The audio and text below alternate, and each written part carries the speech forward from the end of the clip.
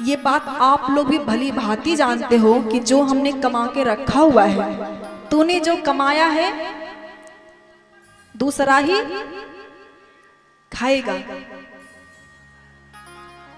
खाली हाथ आए हैं और खाली हाथ ही जाएंगे।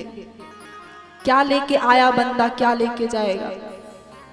कुछ लेके नहीं जाना है, कुछ भी यहां से लेके नहीं जाना है। फिर भी हम पता नहीं किस किस चक्कर में पड़े रहते हैं। अच्छा, लोग कहते हैं कि हम खाली हाथ आए हैं और खाली हाथ जाना है। सही है ना? हाथ उठाइए, सही है ना? खाली हाथ आए हैं और खाली हाथ ही जाना है। सही बात है ना? हाथ उठाइए, चलो एक बार। सही बात है। तो खाली हाथ ही आए हैं और खाली हाथ ही जाना है, तो हाथ दोनों ऐसे बांध दिया जाए। जब खाली ही हाथ आए हैं और खाली ही जाना है तो काम क्यों करना? क्यों मूर्खता करते हैं? फिर ना मूर्खता करो ना। कुछ लेके ही नहीं जाना है तो क्या मूर्खता करना? देखो, हम कहते हैं कि ना कोई खाली हाथ आया है ना कोई खाली हाथ जाएगा।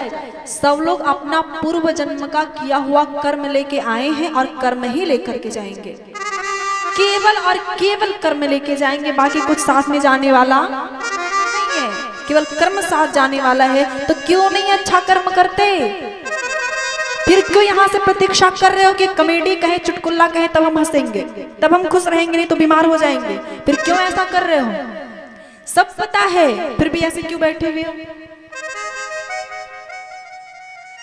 ना कथा समझनी है ना भजन करना है। जब जानते हो कि केवल यही साथ में जाना है तो काहे को मूर्खता? काहे को कहना पड़ता है कि ताली बजाओ? काहे को कहना पड़ता है भैया कथा सुनने आ जाओ? क्यों कहना पड़ता है? क्यों मुंह लटकाए पड़े रहते हैं? अगर यहाँ मुंह लटकाए पड़े रहोगे तो कहाँ हंसोगे? और एक यही खुश होने का यही जगह है। सत्संग ही एक प्रसन्न होने का विषय है। क्यों? और दुनिया में कहीं प्रसन्नता मिलती है? कहीं प्रसन्नता नहीं मिलती है। मजा जरूर मिल जाता है कॉमेडी देख करके, हंस हंस के खूब मजा मिल जाता है, पेट पकड़ के हंसते हैं।